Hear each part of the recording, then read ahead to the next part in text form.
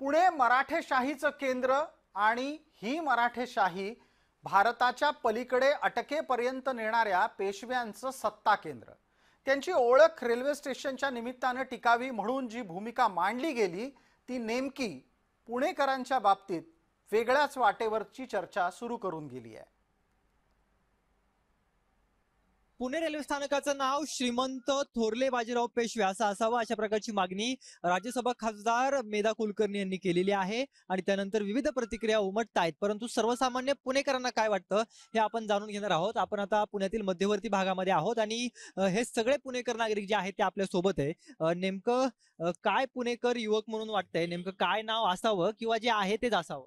असं काही नाही की जे नाव आहे ते असावं किंवा आहे ते नसावं, पण राज्यसभेचे जे खासदार आहेत मेधा कुलकर्णी यांनी जी मागणी केली ते एक नागरिक म्हणून पुण्याच्या किंवा खासदार म्हणून त्यांनी त्यांच्या परीने ती मागणी केली।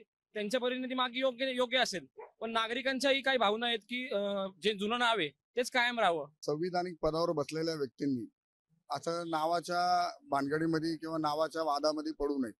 मुळात मी पुणेकर म्हणून मला असं वाटतं की ज्या कोणती वास्तू असेल त्या वास्तूला ज्यावेळेस नाव दिले जात असेल तर त्या वास्तूच्या आतमधली जी काही सुख सुविधा आहे नागरिकांसाठी त्याची पहिली नीट व्यवस्था केली पाहिजे।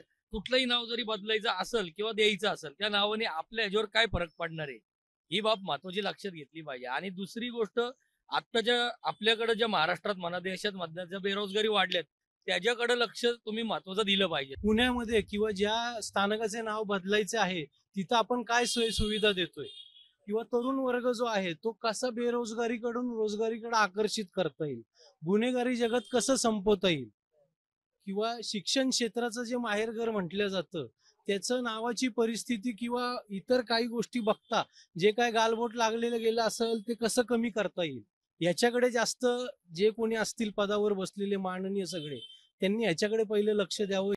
पेशव्यांच्या नावासाठी इतरही अनेक ठिकाणं अशीच उपलब्ध आहेत ना। तुम्ही महानगरपालिका भवनला नाव देऊ शकता, सारसबागेला नाव देऊ शकता, जी त्यांची स्वतःची वैयक्तिक वास्तू आहे। अशा बऱ्याच ठिकाणी उपलब्ध जागा आहेत, पण जो पुरोगामित्वाचा वारसा जो चालत आलेला महाराष्ट्रात आणि ज्यांनी देशाचं नेतृत्व केले त्यासाठी महात्मा फुलेंचं नाव द्यावं अशी आम्ही मागणी 2014 सालापासून करतो महात्मा ज्योतिबा फुलेच्या मंचातनं।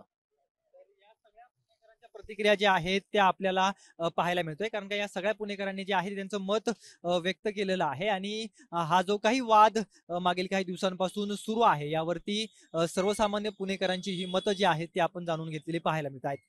कॅमेरा पर्सन दीप मिश्रासह रोहन कदम, जय महाराष्ट्र न्यूज, पुणे।